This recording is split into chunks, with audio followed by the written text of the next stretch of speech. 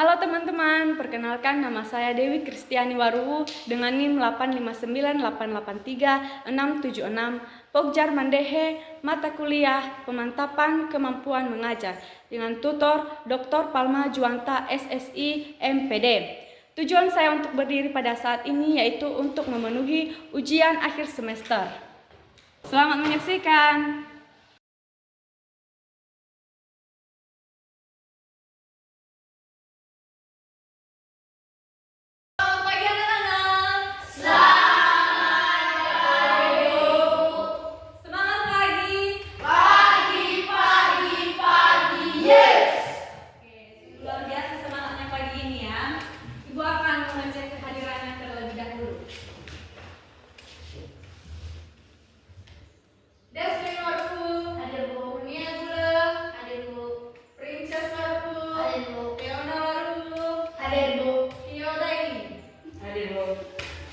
Hadir semua ya anak-anak?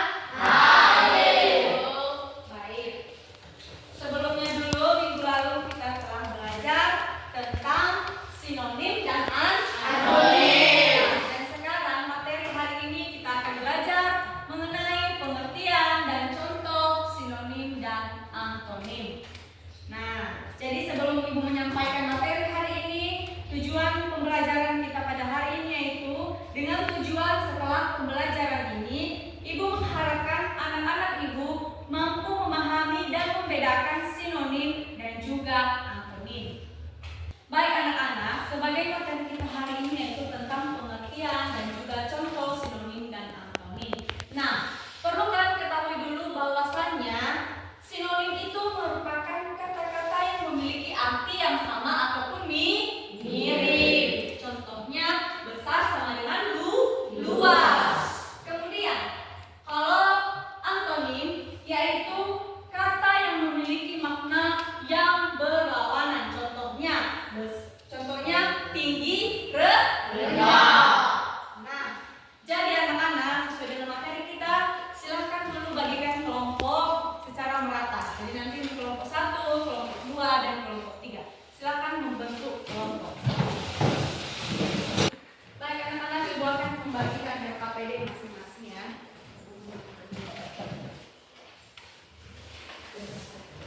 Nah, anak-anak Ibu, silahkan perhatikan LKPD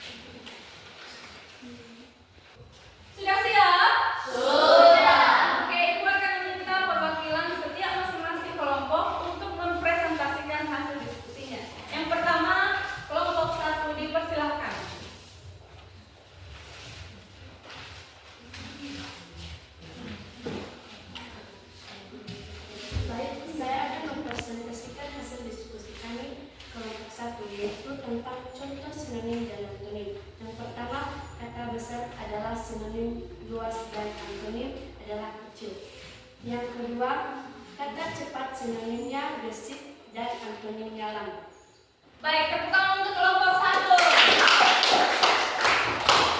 Nah, anak-anak, presentasi setiap kelompok tadi sudah sangat luar biasa. Ya, jadi kalian mampu menjawab apa itu contoh daripada sinonim, apa itu contoh daripada antonim. Nah, jadi silakan lebih bersemangat lagi dalam belajar ya. Baik, sebagai kesimpulan materi kita pada hari ini, yaitu tadi kita sudah belajar tentang sinonim, yaitu kata yang maknanya sama, dan juga antonim, yaitu kata yang maknanya berlawanan. Jadi pemahaman ini penting agar kita bisa menggunakan bahasa dengan lebih tepat. Baik anak-anak, silakan kerjakan tugas latihan yang terdapat di halaman 45. Ya, buka bukunya. Kalian kerjakan nanti tugas latihan yang terdapat di halaman 45. Sudah siap? Sudah dapat? Sudah. Oke.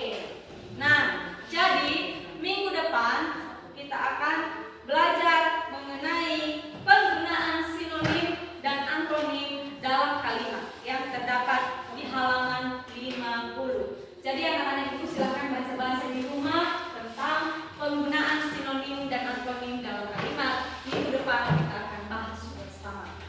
Nah, demikianlah pembelajaran kita pada hari ini, dan terus semangat belajar ya anak-anak, karena ilmu itu bekal masa depan yang gemilang. Selamat pagi.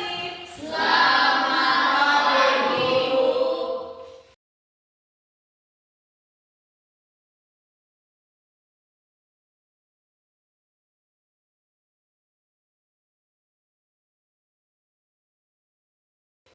Baik, setelah video pembelajaran praktek saya telah selesai, maka langkah selanjutnya yaitu dikomentari oleh Supervisor 2. Kepada Ibu, saya persilakan. Baik, terima kasih kesempatan yang telah diberikan kepada saya. Dan sebelumnya tepuk tangan dulu dong untuk Ibu Dewi. Luar biasa, ini adalah video praktek pembelajaran yang berulang untuk kuliah. Saya akui penampilannya sungguh luar biasa. Sekali lagi berikan tepuk tangan.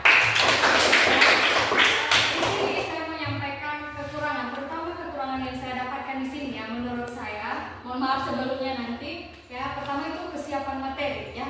Kesiapan materi ya. Kesiapan materi dalam hal ini Ibu Dewi tadi praktek sepertinya lebih fokus ke apa ya? Ke kertasnya ya. Materinya lebih fokus ke bukunya ya.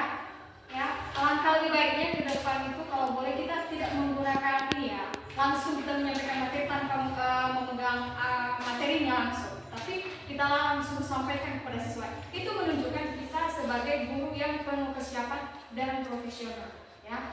Yang kedua, kelebihannya ya. Kelebihan yang pertama yang saya dapatkan tadi adanya ice breaking. Nah, dalam memulai pembelajaran itu ice breaking itu sangat-sangat penting ya dalam memicu suasana kelas yang kondusif. Dan yang kedua yaitu menyampaikan tujuan pembelajaran. Yang ketiga, menjelaskan materi sedetail mungkin. Itu udah ada tadi lengkap beserta contoh-contohnya.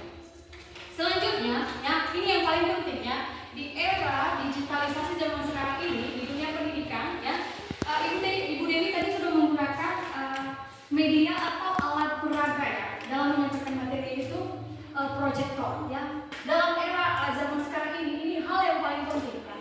Ini saya salut, saya senang sebagai guru juga ini menjadi pembelajaran buat saya. Untuk kedepannya saya lebih baik menggunakan proyektor dalam belajar ya.